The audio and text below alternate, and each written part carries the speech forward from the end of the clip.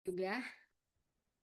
Ya, shalom semua teman-teman yang ada di YouTube, ada ribuan, teman-teman yang ada di Zoom ada ratusan, dan tentu saja di TikTok ada ratusan ribu, amin.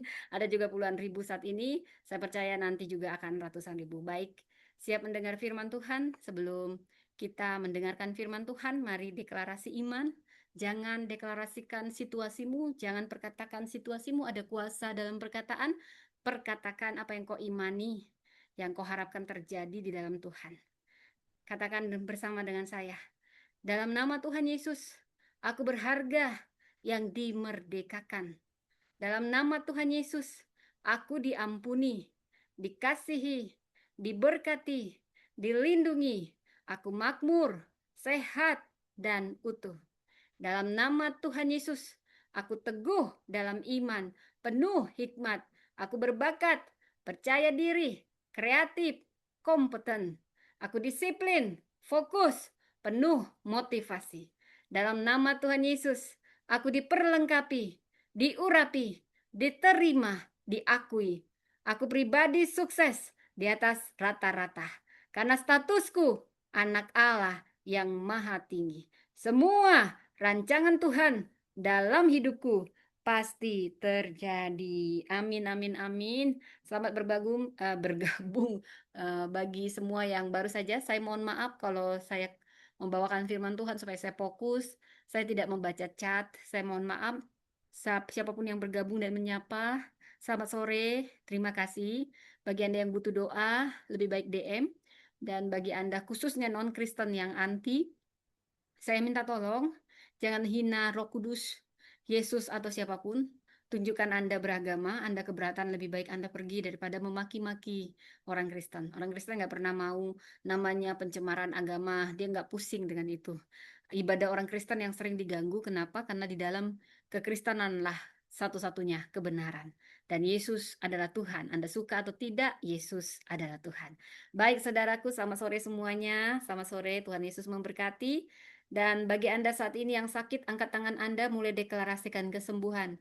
Dalam nama Tuhan Yesus, Allahku Jehovah Rapah, oleh bilur-bilur darah Kristus, aku sudah sembuh, aku sehat, aku panjang umur, aku awet muda, aku memenuhi destiny Allah. Seluruh fungsi tubuhku berfungsi maksimal. Bagi Anda yang kesulitan ekonomi, mulai deklarasikan iman ini, jangan perkatakan keadaanmu, tapi apa yang kau imani. Dalam nama Tuhan Yesus, Allahku Jehovah Jireh, terbuka pintu-pintu berkat, terbuka pintu-pintu kesempatan, lahir ide-ide baru. Semua yang aku usahakan dibuat Tuhan berhasil dan beruntung oleh kasih karunia-Nya. Terbuka kesempatan, aku berkecukupan bahkan berkelimpahan, diberkati menjadi saluran berkat di dalam nama Tuhan Yesus. Terjadi, terbuka pintu-pintu, terbuka terobosan-terobosan. Baik saudaraku, kita akan mendengarkan firman Tuhan. Saya akan fokus dan saya tidak bisa menjawab chat. Saya bukan AI, saya Bu Rusdi Tonga yang sedang menggawakan ini. Jadi saya tutup dulu chat-chatnya ya. Tuhan memberkati, saya fokus dulu, suara saya kedengaran ya. Ini saya tutup sengaja saudara ya. Kalau nggak nanti kita nggak jadi-jadi kok, banyak saya hanya bisa punya 1 jam. Oke, yang di YouTube, mari kita bersatu dalam doa sebelum kita mendengarkan firman Tuhan. Yang ada di Zoom, kita berdoa. Bapa Surgawi, dalam nama Tuhan Yesus. Semua karena kasih karuniamu, kebaikanmu. Ini hambamu, hanya alatmu, sembunyikan di balik kuasa salibmu. Hamba berserah. Jangan biarkan hamba bersandar pada pemikiran hamba. Hanya kebenaran firmanmu yang mengkoreksi, menutrisi, mendewasakan kami. Itu yang hamba beritakan. Penuhi dengan otoritas wibawa ilahi, hikmat ilahi, roh Allah yang bekerja. Hamba menyampaikan dengan yang daripadamu, roh Allah yang mengambil alih. Dan Tuhan, kami berdoa sehati sepakat, segala pengganggu, kebebalan, kesombongan, segala apapun yang menghalangi pemberitaan firman Tuhan dihancurkan kuasanya oleh kuasa darah Kristus. Selama hamba memberitakan firman-Mu, tutup bungkus kami semua dengan kuasa darah Kristus. Dalam nama Tuhan Yesus, kami berdoa. Haleluya. Amin. Baik saudara, firman Tuhan saat ini, saya ingin Anda ambil pena kalau Anda bisa. Kalau Anda lagi nyetir, hati-hati di jalan saudara, Anda boleh menyetir. Saya berdoa semuanya aman. Anda yang lagi beres-beres ya, tapi alangkah baiknya Anda duduk tenang, Anda ambil full fan, Anda mencatat. Ada banyak firman Tuhan yang akan dibahas dan saya dosen kepemimpinan. Ya, kita semua adalah pemimpin, minimal bagi diri kita sendiri. Saudara yang terkasih, saat ini ya, tema kita berjudul panggilan yang diuji. Saya ulang, panggilan yang diuji. Di kursi, tetapi dari panggilan yang ditata Kristus. Kita baca, buka saudara firman Tuhan bersama-sama dengan saya. Kita sama-sama baca firman Tuhan ini powerful. Saya percaya ada banyak yang akan diubahkan. Anda akan sangat diberkati khususnya kalau Anda seorang pemimpin. Minimal Anda pemimpin diri sendiri, saudara ya. Jadi pemimpin itu kita semua pemimpin, saudara. Baca dari Markus 10 ayat 42 sampai 45. Ini ayat yang pertama. Saya ulang, Markus 10 ayat 42 sampai 45. Mungkin saya bisa bacakan, saudara. Demikian firman Tuhan. Ini enggak semua, mungkin ada banyak ayat, saudara, karena waktu ya. Yesus lalu memanggil mereka dan berkata, kamu tahu bahwa mereka yang disebut pemerintah, bangsa-bangsa memerintah rakyatnya dengan tangan besi. Dan pembesar-pembesarnya menjalankan kuasanya dengan keras atas mereka.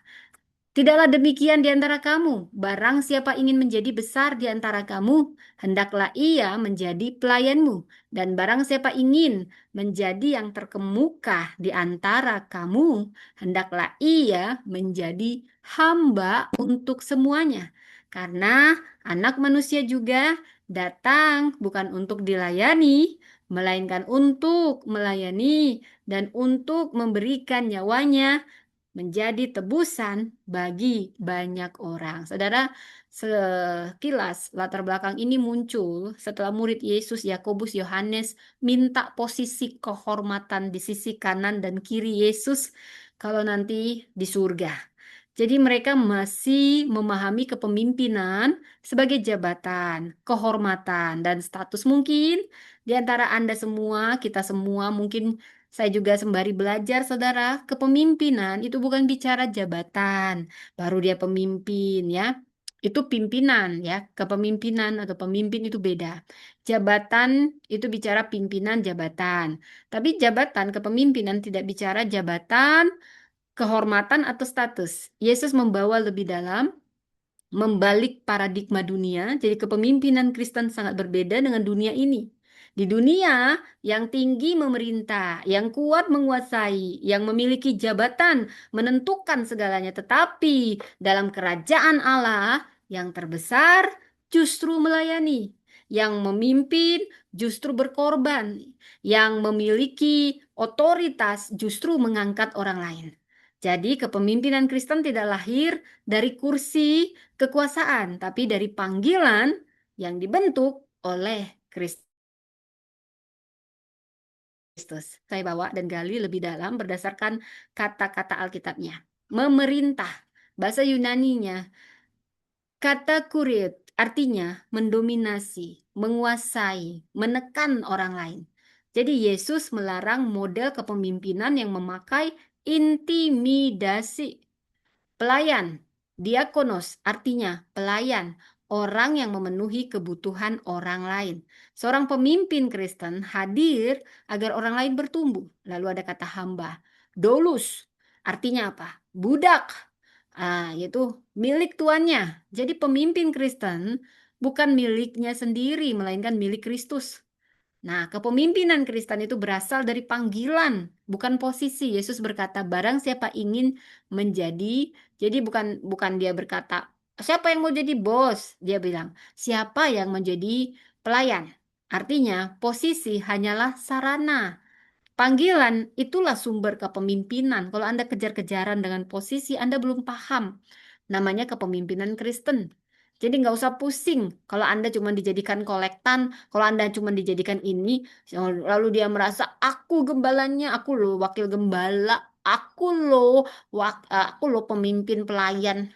Tapi dia cuma cari kekuasaan, dia belum paham kepemimpinan, saudara ya. Karena itu hanya sarana. Hari ini banyak orang mengejar kursi. Saya jadi apa? Saya jadi apa? Tapi Tuhan mencari hati. Yang Tuhan cari hati. Guru memimpin murid. Jadi, ibu atau bapak memimpin keluarga, pendeta memimpin jemaat, pengusaha memimpin perusahaannya. Semuanya dimulai dari panggilan, bukan dari gelar. Dan kepemimpinan Kristen itu ditata oleh karakter Kristus.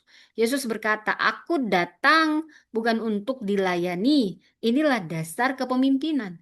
Kristus tidak mempertahankan haknya, dia mengosongkan diri, dia melayani, dia mengorbankan diri. Maka pemimpin Kristen harus belajar rendah hati, rela mendengar, rela mengalah, rela berkorban, dan mengutamakan orang lain.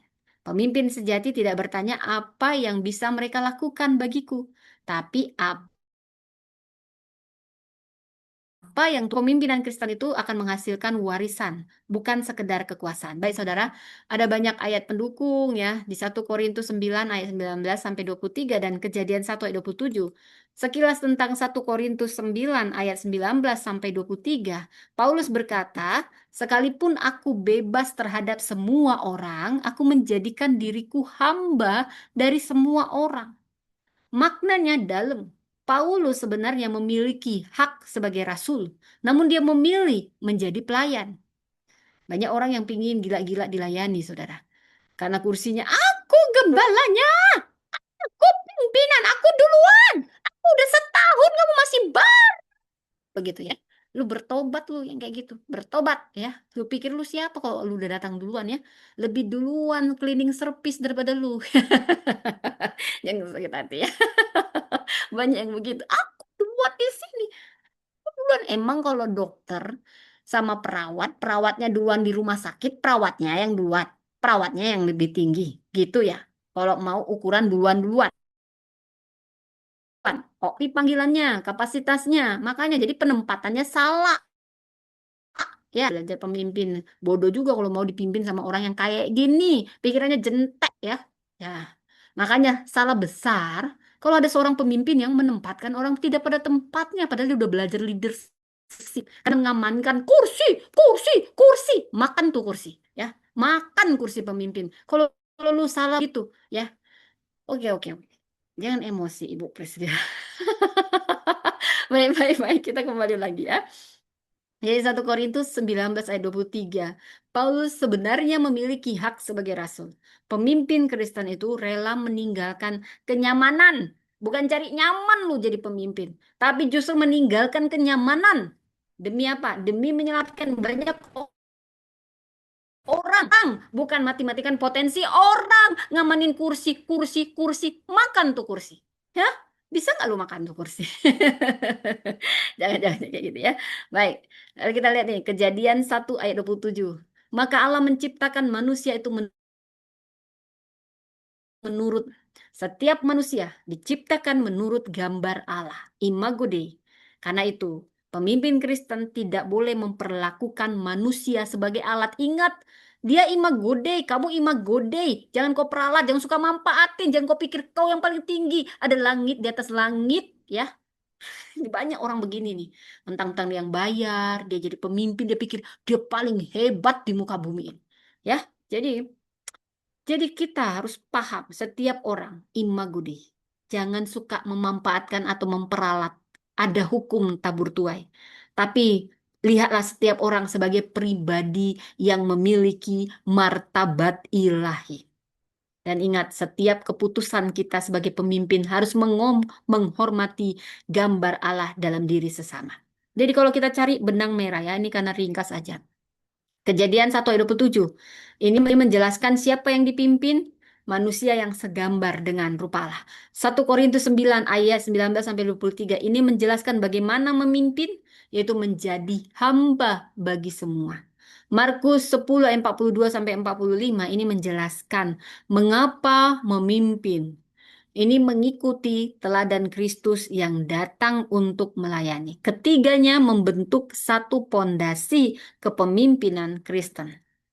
Manusia memiliki martabat karena diciptakan menurut gambar Allah. Pemimpin dipanggil untuk melayani, bukan menguasai. Kristus adalah model tertinggi yang menata hati, karakter, dan tujuan kepemimpinan. Saudara, jadi di sini saya simpulkan, memimpin bukanlah soal punya kursi, tapi menjawab panggilan. Kursi dapat diberikan oleh manusia, tapi ini juga bisa diambil sewaktu-waktu oleh Tuhan. Tapi panggilan itu berasal dari Tuhan, dari Kristus. Itu ditata melalui proses, ada proses pembentukan karakter, kerendahan hati, dan pengorbanan, saudara. Pemimpin yang hanya bertumpu pada jabatan, aku gembalanya, aku adalah wakil gembala, aku adalah pemimpin karena aku yang duluan. Kalau kamu begitu ya, kamu akan kehilangan pengaruh ketika kamu tuh nggak jadi gembala lagi. Ketika kamu tuh nggak jadi siapa-siapa, nobody. Kamu akan kehilangan pengaruhmu, ya. Karena mungkin juga orang nganggap kamu gara-gara itu kamu dikasih. Mungkin kamu menjilat-jilat pemimpin tertinggi. Jadi kamu bukan siapa-siapa, cuman karena kamu pintar menjilat gitu ya. Nah, kalau cuman gara-gara itu, nanti ada saatnya itu hilang, tapi pengaruhmu sudah nggak ada. Ya, jadi sebaliknya pemimpin yang dipimpin oleh Kristus ini akan terus meninggalkan warisan melalui apa? Melalui nilai-nilai, karakter, dan kehidupan yang membentuk orang lain.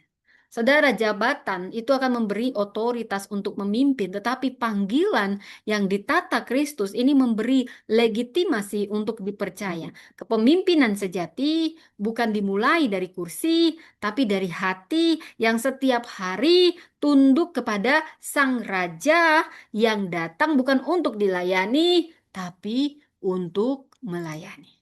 Saudara, kita bahas lebih dalam.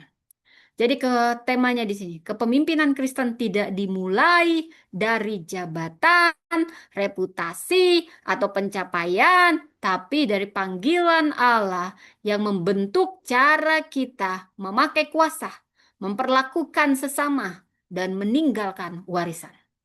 Panggilan itu diuji ketika kuasa ingin menjadi panggung.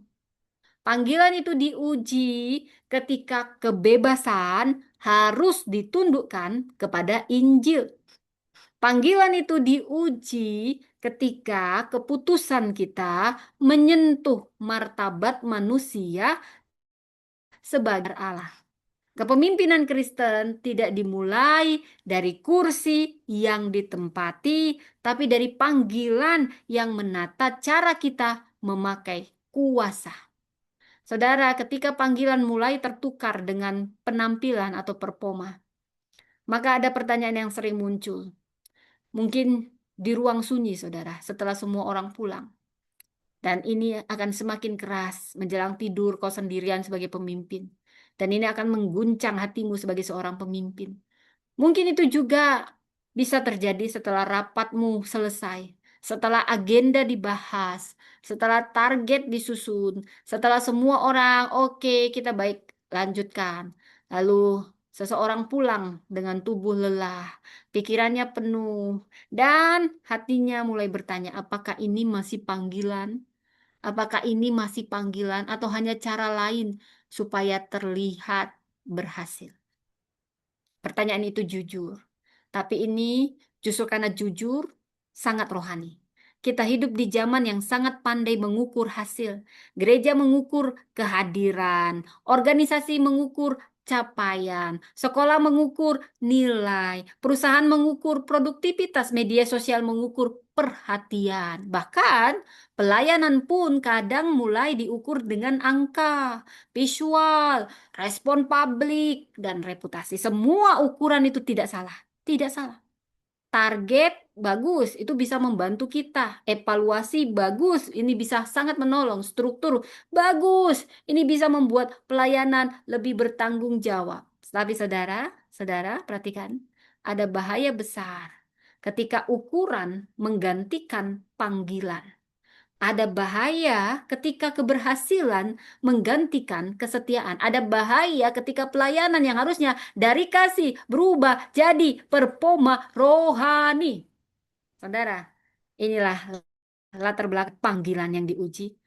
Saudara, saya akan membahas dari kepemimpinan itu bukan dari teori, jabatan, atau teknik, Tapi kita mulai dari ruang manusia nyata, ruang rapat yang melelahkan, keluarga yang menunggu, staf yang tidak berani ngomong, relawan yang mulai keletihan, dan pemimpin yang bertanya dalam hatinya apakah dia masih memimpin dari panggilan. Saudara, pertanyaan ini bukan hanya untuk pendeta, pemimpin, bukan. Bukan hanya pemimpin organisasi, bukan hanya pemegang jabatan, tapi semua kita. Karena kita semua punya pengaruh. Kita sebagai orang tua punya pengaruh, guru punya pengaruh, dosen, pemimpin, pemimpin usaha, anak sulung, sebagai anak, sebagai apapun kita punya pengaruh. Dan seseorang yang menjadi teladan diam-diam bagi orang lain juga punya pengaruh. Jadi pertanyaannya bukan hanya apakah saya seorang pemimpin, pertanyaannya pengaruh yang Tuhan percayakan kepada saya sedang saya pakai untuk apa? Karena semua kita punya. Apakah untuk mengangkat orang lain, menjaga martabat, apakah untuk memperlengkapi, melayani, atau perlahan-lahan kita gunakan untuk mengontrol, mempertahankan nama baik kita, dan membesarkan diri kita. Disinilah firman Tuhan bicara dengan tajam. Pesan pertama yang mau saya bagi, panggilan kita diuji ketika kuasa ingin jadi panggung. Saya ulang, panggilan kita diuji ketika kuasa ingin jadi panggung. Di Markus 10 kita sudah baca bagaimana murid Yesus hidup dengan sangat dekat pada Yesus dan mereka mendengar pengajaran Yesus, melihat mujizatnya, menyaksikan belas kasihannya, dan mereka masih membawa imajinasi dunia tentang kebesaran, tentang kepemimpinan. Masih berpikir bahwasanya yang besar berarti yang di atas, yang besar berarti yang punya tempat kehormatan, yang besar berarti yang punya jadi pusat kuasa, yang besar berarti yang punya posisi yang buat orang lain melihat, mengakui, dan menghormati. Namun semua paradigma dibalikkan Yesus. Yesus membongkar imajinasi itu dan dia berkata, bangsa-bangsa memerintah dengan tangan keras. Mereka memakai kuasa untuk menguasai, tetapi di antara murid-muridnya pola itu tidak boleh dianut dalam kerajaan Allah. Kebesaran tidak bergerak naik untuk menguasai. Kebesaran bergerak turun untuk melayani. Ingat ini. Kebesaran dalam kerajaan Allah bukan untuk menguasai, tapi melayani. Ini pembalikan yang sangat radikal. Dunia berkata, kalau engkau besar, orang lain melayanimu. Tapi Yesus berkata, kalau engkau besar, engkau belajar melayani. Dunia berkata, kalau engkau punya kuasa, pakailah untuk memastikan orang lain mengikuti kehendakmu. Tapi Yesus berkata, yang punya kuasa pakai untuk membuat orang lain lebih hidup, lebih aman, lebih bertumbuh, lebih dekat kepada Allah. Dunia berkata, jabatan adalah pusat kepemimpinan. Tapi Yesus berkata, panggilanlah pusat kepemimpinan. Kita berhenti dulu, berhenti dulu. Saudara, godaan terbesar pemimpin bukan selalu dosa yang terlihat besar, besar. No, no, no, no. Kadang godaan terbesar adalah memakai bahasa rohani untuk menyembunyikan apa? Ambisi. Ambisi yang bagaimana? Gak bisa diperiksa. Kita bisa berkata, oh ini demi pelayanan. Padahal sebenarnya citra. Kita berkata, ini demi visi. Padahal sebenarnya demi apa? Kontrol. Kita berkata, oh ini demi ketaatan. Padahal sebenarnya kita tidak mau dikoreksi. Padahal manusia di sekitar kita mulai takut, kelelahan, dan kehilangan suaranya. Dibungkam. Saudara, kepemimpinan Kristen tidak diuji saat Kristen diuji ketika kita punya kuasa untuk mengambil keputusan atas orang lain.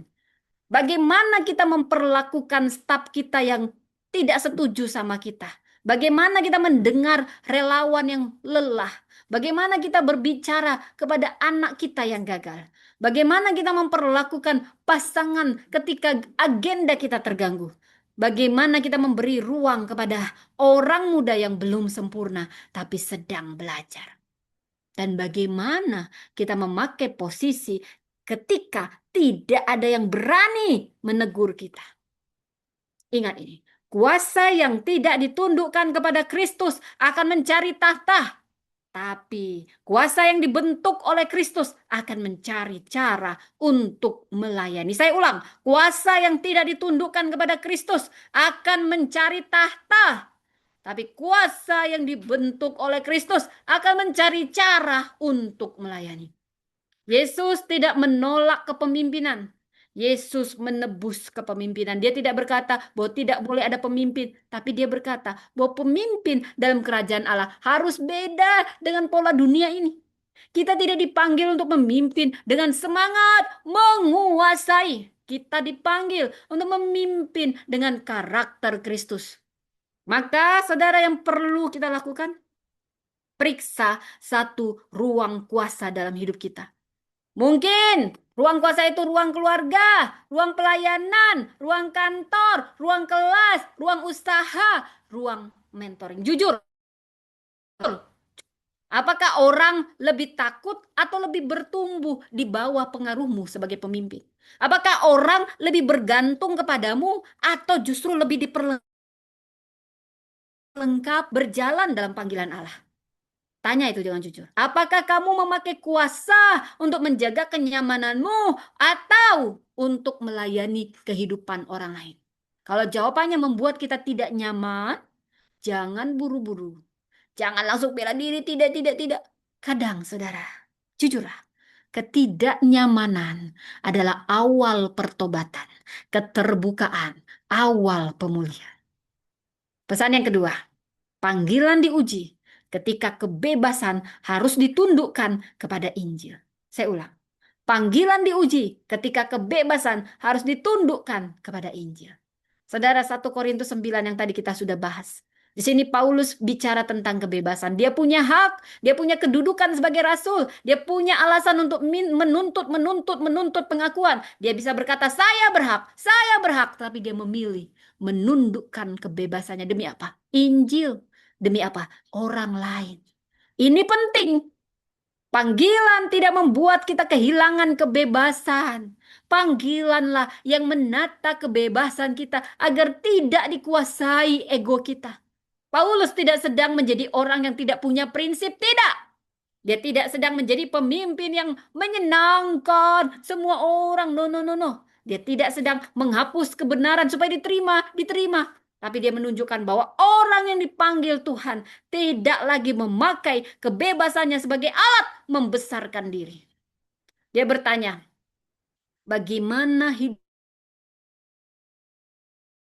saya, bagaimana kebebasan saya dapat menjadi pelayanan, bagaimana hak saya dapat ditundukkan kepada kasih. Saudara, zaman sekarang ini sangat menekankan hak pribadi. Kita mendengar kalimat ini, saya punya kapasitas, punya kesempatan, saya layak mendapatkan ini. Betul, betul, betul sekali, betul. Kita tidak boleh merendahkan hak, kebebasan, atau kesempatan siapapun. Tetapi dalam Kristus pertanyaannya tidak berhenti pada apa yang boleh saya ambil. Pertanyaannya menjadi, kepada siapa kebebasan saya tunduk? Kebebasan yang tidak tunduk kepada Kristus akan mudah jadi ego, pasti akan mudah melukai. Dan yang tidak tunduk kepada akuntabilitas akan mudah jadi pembenaran diri. Panggilan Kristen menata kebebasan, bukan untuk mematikan manusia, tetapi untuk membebaskan manusia dari diri sendiri. Panggilan membuat kita bebas dari ego, tetapi tidak bebas dari kebenaran. Ini yang perlu didengar oleh setiap pemimpin masa kini. Seorang pemimpin mungkin punya hak untuk ambil keputusan, tetapi apakah keputusan itu melayani? Seorang tua mungkin punya otoritas atas anaknya, tetapi apakah otoritas itu membentuk atau menekan anak-anak kita? Seorang pendeta mungkin punya mimbar, tetapi apakah mimbar itu dipakai untuk menggembalakan atau mengontrol? Seorang profesional mungkin punya keahlian, tetapi apakah keahlian itu memperlengkapi orang lain atau membuat orang lain merasa kecil? Paulus mengajarkan bahwa kebebasan Kristen selalu memiliki arah, yaitu Injil, kasih, integritas, pelayanan, dan akuntabilitas. Di sini banyak pemimpin perlu bertobat. Saudara, Di sini kita harus jujur, saudara. Di sini banyak pemimpin harus bertobat hanya dari dosa besar, tapi dari kebebasan yang tidak mau ditanya lagi. Kita perlu bertanya, apakah saya sebagai pemimpin memakai hak saya untuk melayani atau menuntut aja? Apa saya memakai kebebasan saya untuk menguatkan orang lain atau melindungi saya bersedia ditanya, ditegur, dikoreksi? Saudara, panggilan yang sejati tidak alergi terhadap akuntabilitas. Justru panggilan yang sehat mencari akuntabilitas karena ia tahu kuasa manusia mudah menyimpang bila dibiarkan sendiri. Tahukah Anda? Salah satu tanda bahaya dalam kepemimpinan adalah saat seorang pemimpin tidak lagi memiliki orang yang boleh menegurnya. Dia yang sudah punya otoritas semua. Nggak bisa ditegur. Nih hati-hati nih, pemimpin nggak bisa ditegur. Taunya cuma nuntut, taunya cuma jelekin orang, nggak bisa ditegur dikit. Kalau kok banyak nyindir pernikahan dia karena dia nikah 2 kali, langsung dicabut. Ada yang begitu, saudara. Bertobat kamu. Semua orang boleh dipimpin olehnya, tapi tidak ada yang boleh bertanya kepadanya. Wah, ini udah salah besar. Semua orang harus terbuka padanya, tapi dia sendiri tertutup terhadap koreksi. Semua orang diminta setia, tapi dia sendiri tidak mau diperiksa. Itu bukan kepemimpinan Kristen. Itu kuasa yang mulai kehilangan salib. Maka perlu undang satu saksi akuntabilitas. Bukan penggemarmu, bukan orang yang selalu setuju, yes man, penjilat, bukan. Bukan orang yang hanya membuat kamu merasa benar, kamu yang benar, Bapak yang benar, kasih uang, bukan. Tapi orang yang jujur karena mengasihimu dan mengoreksimu dengan baik. Kamu harus punya orang seperti itu. Sama seperti Nabi Nathan yang berani menegur Daud. Dia nggak penjilat, karena dia tahu ada seorang wanita bernama Batseba jadi korban, Uria jadi korban karena power abuse-nya Daud. Dia siap mati, kalaupun aku mati karena aku menegur raja, biar aku mati, tapi mati demi kebenaran.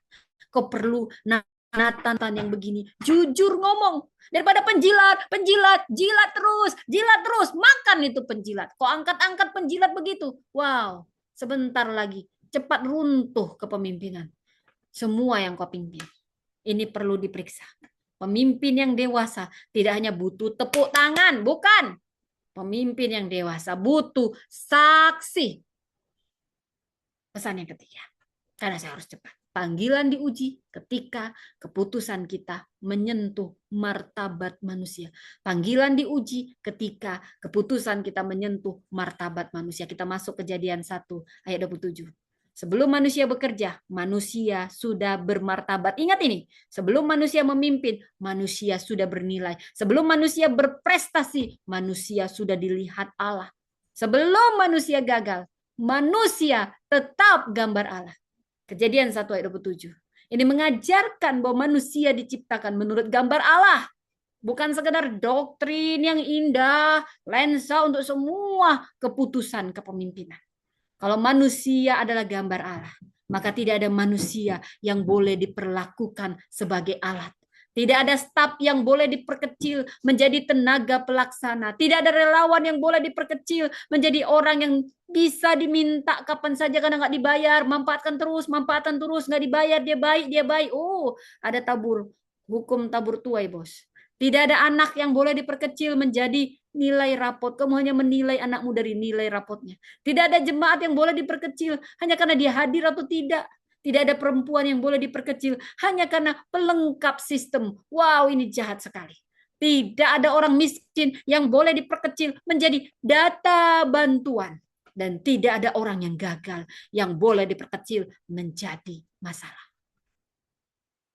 Mana? Bukan alat target. Manusia adalah gambar Allah. Ini inti etika kepemimpinan Kristen. Banyak keputusan tampak teknis, tapi pelayanan tampak teknis, saudara. Tapi target itu membuat relawan kelelahan dan tidak ada ruang mendengar. Itu menyentuh martabat. Kalau kita ngatur jadwal rapat itu mungkin nampak teknis. Tapi kalau rapat itu selalu mengorbankan keluarga orang yang sama, maka itu sedang menyentuh martabat. Kalau kita membuat kebijakan karena teknis, Tapi kalau suara yang paling lemah tidak pernah didengar, itu bicara tentang martabat. Saudara, panggilan yang diuji selalu bertanya, siapa yang jadi dampak dari keputusan ini? Siapa yang dirugikan? Bukan hanya apakah rencana ini berhasil. Jangan cuma kau pikirin apa ini berhasil. Gak kau pikirin orang yang menderita karena rencana itu. Siapa yang tanggung biayanya?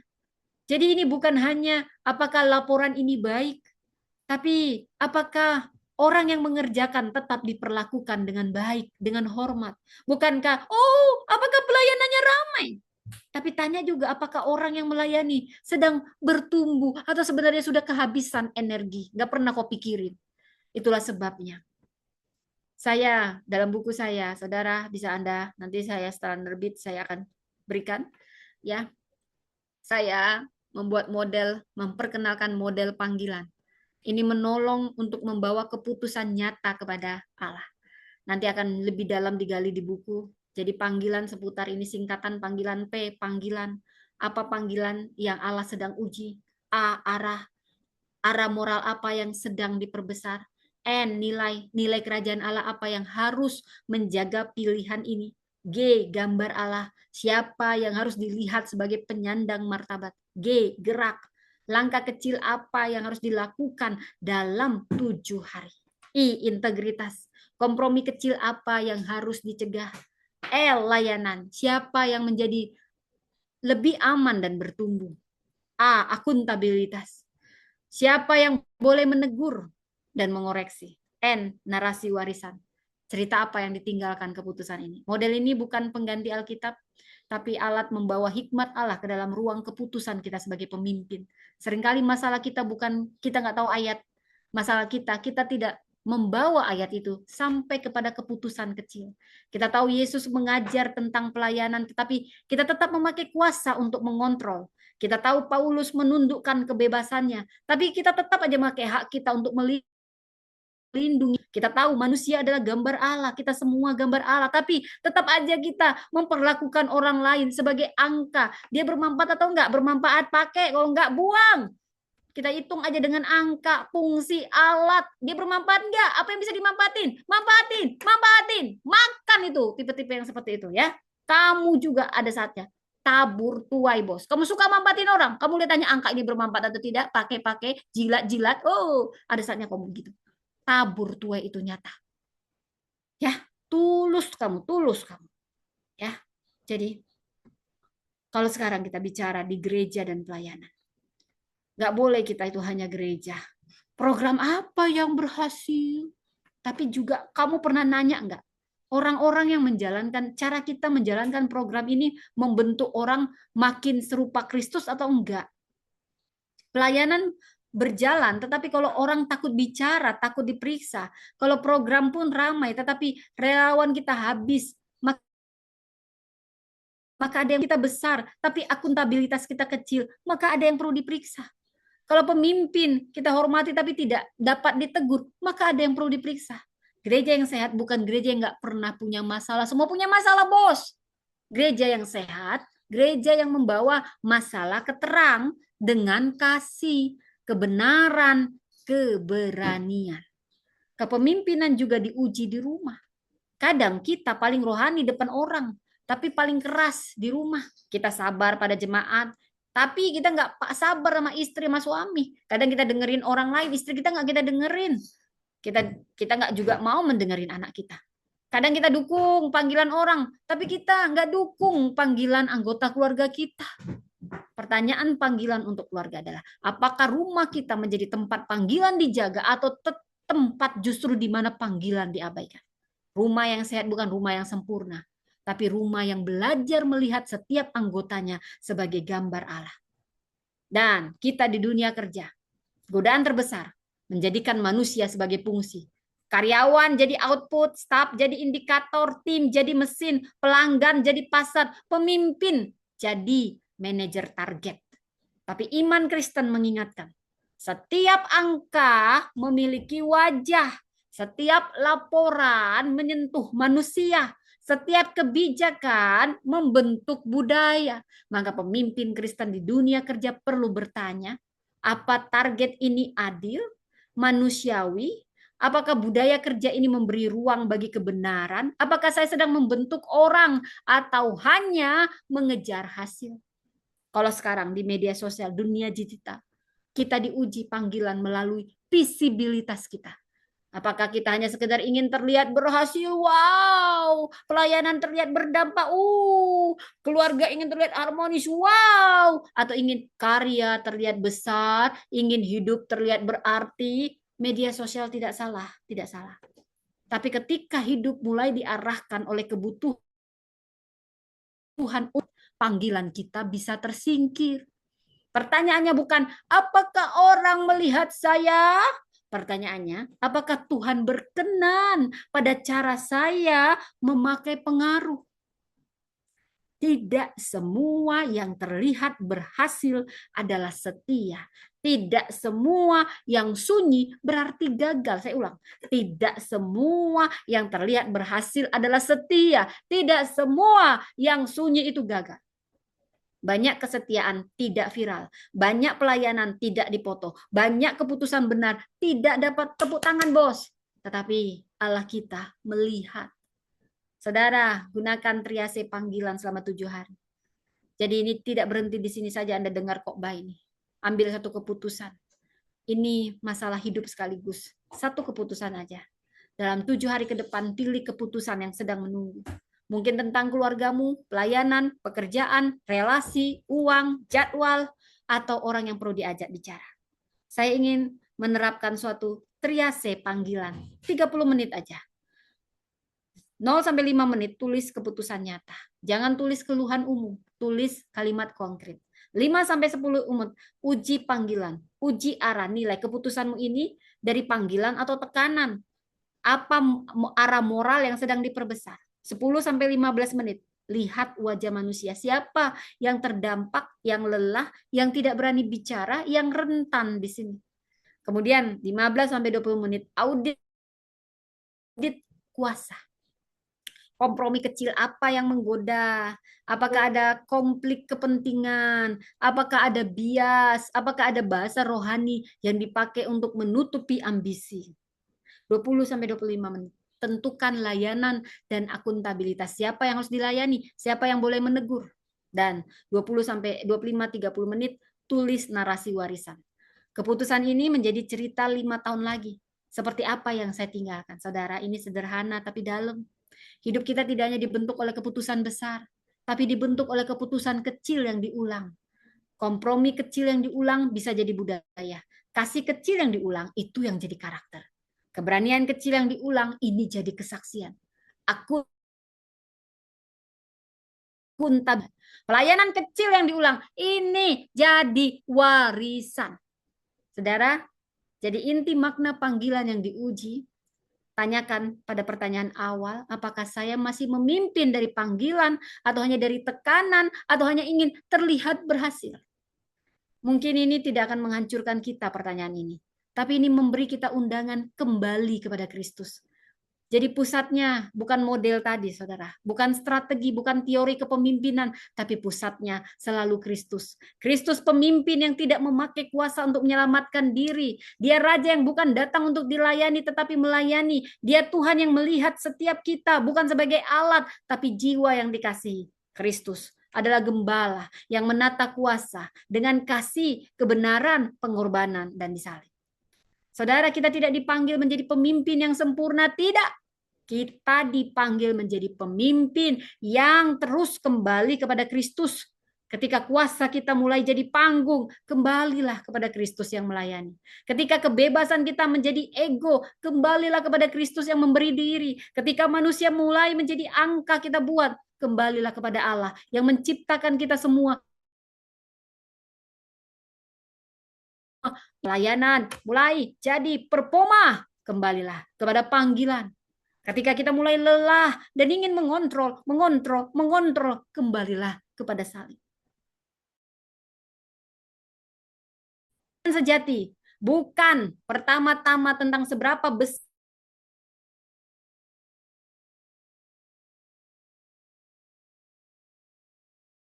kuasa, menjaga martabat manusia dan membentuk warisan yang memuliakan Kristus. Satu penutup, panggilan yang diuji akan membersihkan kuasa, memulihkan martabat, mengubah kepemimpinan jadi warisan. Jadi, biarlah dalam minggu ini kita tidak hanya bertanya apa yang harus saya kerjakan, tapi dari mana saya mengerjakannya. Apakah dari ambisi atau panggilan? Dari tekanan atau tak ketaatan? Dari ego atau kasih? Dari kontrol atau pelayanan? Dari ketakutan atau iman? Saudara, saya berdoa kiranya Tuhan menolong kita semua menjadi pemimpin yang tidak hanya terlihat berhasil, tapi sungguh setia. Pemimpin yang tidak hanya pegang kuasa, tetapi menundukkan kuasa kepada Kristus. Yang tidak hanya kejar target, tapi melihat semua wajah-wajah yang kita pimpin. Tidak hanya meninggalkan hasil, tapi meninggalkan jejak kasih, integritas, martabat. Amin. Mari kita berdoa. Terima kasih Tuhan untuk kasih-Mu. Engkaulah pemimpin kami yang sejati. Engkau datang bukan untuk dilayani, tapi melayani. Engkau tidak pakai kuasa meninggikan diri, tapi menyelamatkan kami, memulihkan kami, memberi kami hidup. Ampuni kami sebagai pemimpin. Kalau kami pakai panggilan untuk menutupi ambisi, ampuni kami. Ketika pelayanan kami berubah menjadi pertunjukan performa, ampuni kami ketika kuasa kami pakai untuk mengontrol, bukan melayani. Ampuni kami ketika manusia yang kau ciptakan menurut gambarmu kami perlakukan sebagai angka, hanya dimanfaatkan alat atau beban. Ini kami, tata kembali hati kami, murnikan panggilan kami, bentuk karakter kami, ajar kami memakai pengaruh dengan rendah hati, keberanian, integritas, kasih, dan akuntabilitas. Beri kami keberanian untuk menguji setiap keputusan. Tunjukkan siapa yang harus kami dengar.